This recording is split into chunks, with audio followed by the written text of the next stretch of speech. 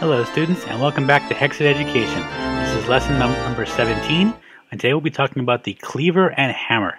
Now, in general, these are both really good weapons, but they're good in different ways. So, without further ado, we're going to dive right into the Cleaver. If I can find it, where is it? Ah, there it is. The Cleaver. Okay, now this is a Tinker's Construct weapon, and I'll show you the recipe for it.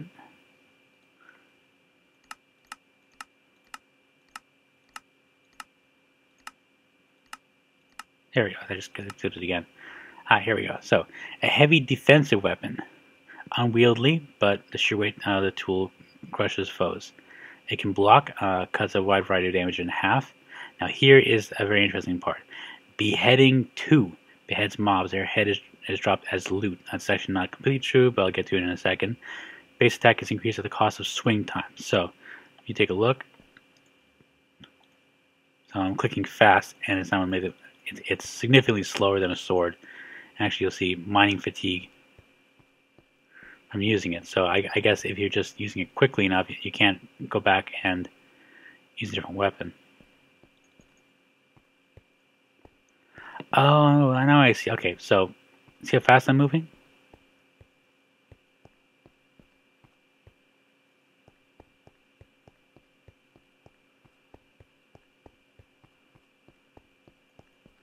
So it basically means that my movement is significantly impaired. Okay, and the block works normally. Like I said, it cuts stuff in half. However, what it said in the book is our textbook is certainly true. The Cleaver is the only weapon in Tinker's Construct that comes preloaded with beheading level 2. That it is 2 ranks of beheading, and as we learned in our section on mats and modifiers, you get beheading by adding I believe it's by adding an ender pearl and an obsidian to Im's modifier slot. Just verify that.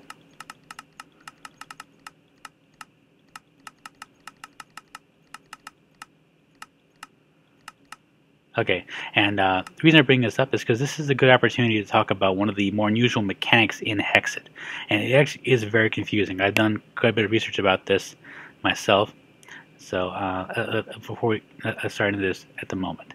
So, from Tinker's Construct, right out of the textbook, working an ender pearl and some obsidian into a weapon has a curious effect of separating the target's head from its body.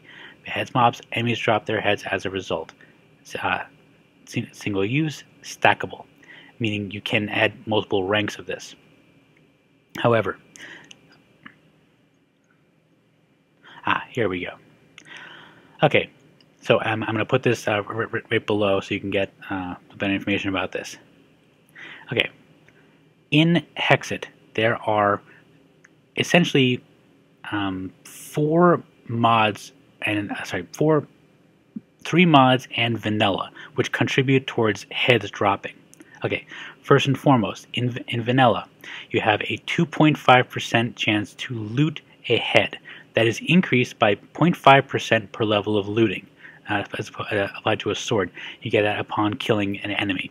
Now, of course, in vanilla, you don't have nearly as many mobs as you will in Hexxit, but the mechanics are still very similar. Okay, now we get to the complicated part. In Tinker's Construct, beheading, which is what we have on the Cleaver, okay, it only applies to certain vanilla mobs, namely the skeletons, zombies, creepers, and other players. Okay, and here's the reason why. This is a lot of research on my part. The Tinker's Construct code essentially calls each individual class for a chance to create, not drop, create a head upon killing each one of the mobs, and the code only calls for those specific mobs. And I'm going to list the drop rates right here. This is per level, so skeletons plus 10% per level, and as far as I can tell, that includes wither skeletons, because apparently wither skeletons are considered part of the class mob type of skeleton. It includes 10% increase per level for zombies, same as for skeletons. It's unknown if this also affects zombie pigmen. I think it's possible, but I'm not sure about that. It probably does affect zombie villagers. I think those are in the same class as a zombie. Increases by 5% per level for creepers, and increases 50% per level for players. So if you only want to cut off other players' heads, a cleaver is fine because it has beheading too, so it has theoretically a 100% chance to drop a head. But again, because it's Tinker's construct, it only applies to those specific mobs.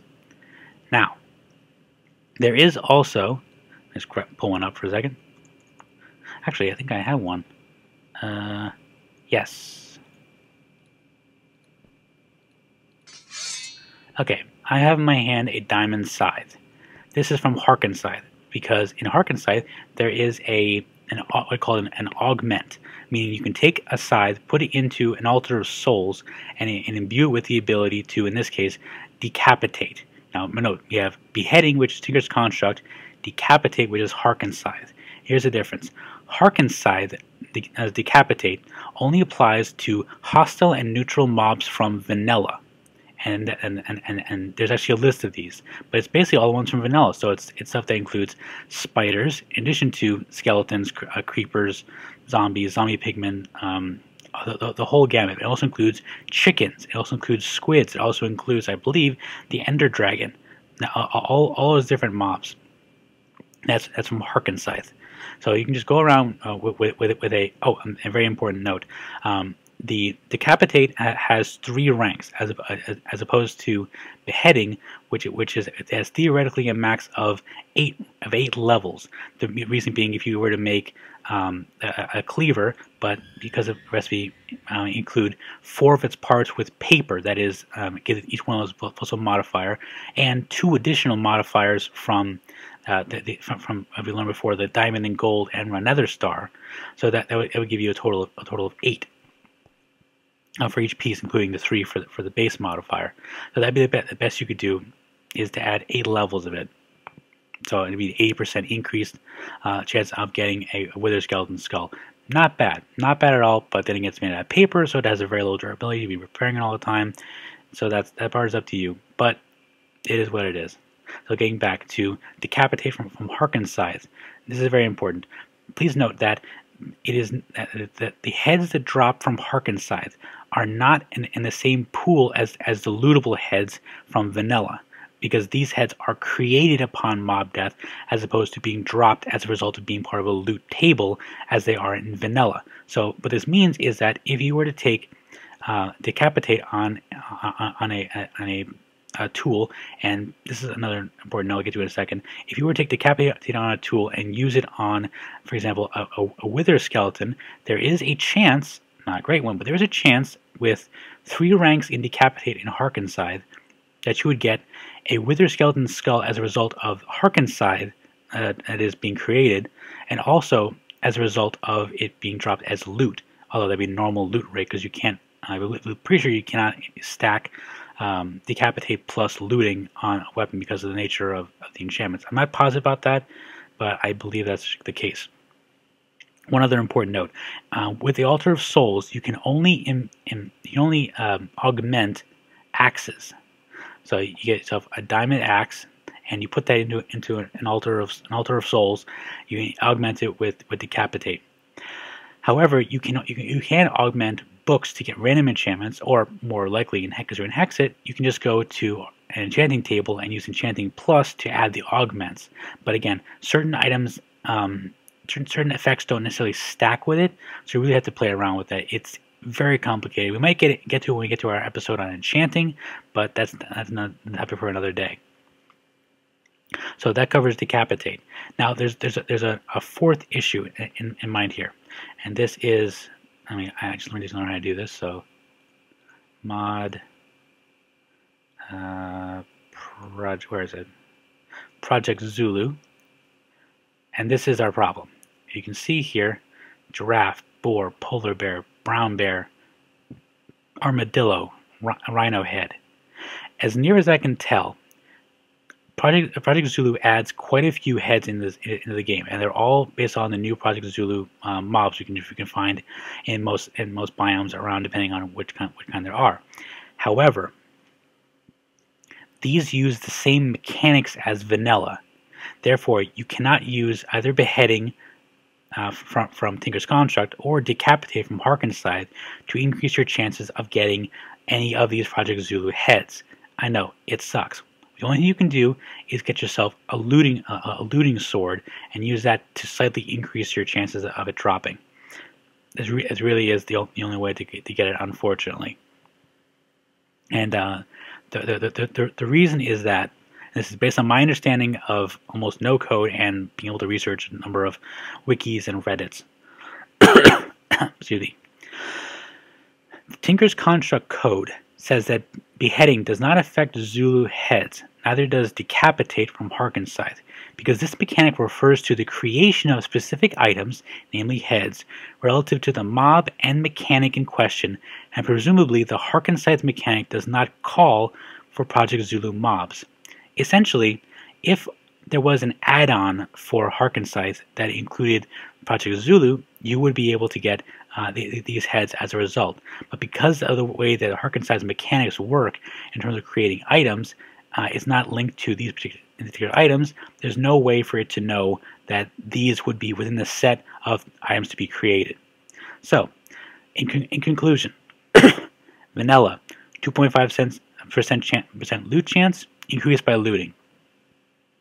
Beheading through Tinker's Construct only works with skeletons, zombies, creepers, and players and their respective similarities, including wither skeletons.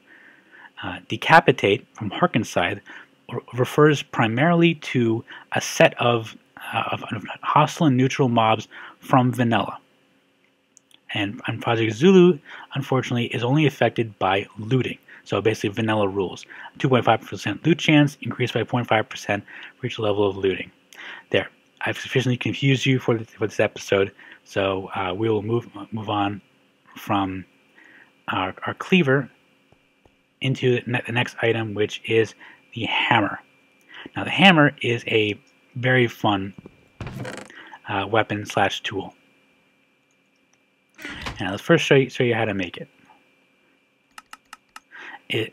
Essentially, the hammer is a replacement for the pickaxe. And I know it's hard to believe, but it is once you actually get it. Here we go. So a hammerhead, 2 large plates, and a tough rod. Heavy mining tool for digging out large areas, also effective on the undead. So, area of effect, mines a 3x3 area. Direction depends on way which pound. This is basically the mining equivalent of the excavator, which we already saw. Also comes pre-installed with Smite 2, extra damage versus undead. Not bad at all, and that's an extra bonus. Also has very high durability. So, all in all, pretty decent little weapon. And I'm just going to go outside here. I don't think I actually have a lot of... I really don't want to bust up my house, our campus, to show you how this works. But let me see if I can find a quick place to dig. Oh, actually, unless I'm mistaken, yes! These will come in handy. This is my little spawn base right here. Excuse me, pig. When I first started landing in Hexxit, this is where I started off at. So, I haven't been in here in a very long time. Alright, so, I look here. 3x3. Nice, and you continue on. This thing makes branch mining a breeze. I guarantee you, once you get your hands on one of these things, and it's a fairly advanced tool, you will not go back to a pickaxe unless you happen to get a really good pickaxe, which is not the worst thing in the world. But as soon as you can, and you actually plan doing branch mining in Hexxit, which is required, I highly recommend that you get yourself a hammer and start beating the crap out of some stone. 3x3 beats 1x1 every day. And as I said before, it comes with Smite 2, so that's a little bonus. You happen to be mining, you come across a skeleton or a zombie, you can just beat the crap out of it. Okay, so that concludes our lesson on the Cleaver with some notes on the various beheading mechanics within Hexxit, and also on the hammer, which is an upgrade to the pickaxe. Our next episode, and we're looking forward to it, we'll be discussing the hunter's handgun and the revolver. So you definitely want to check out that one when it comes out.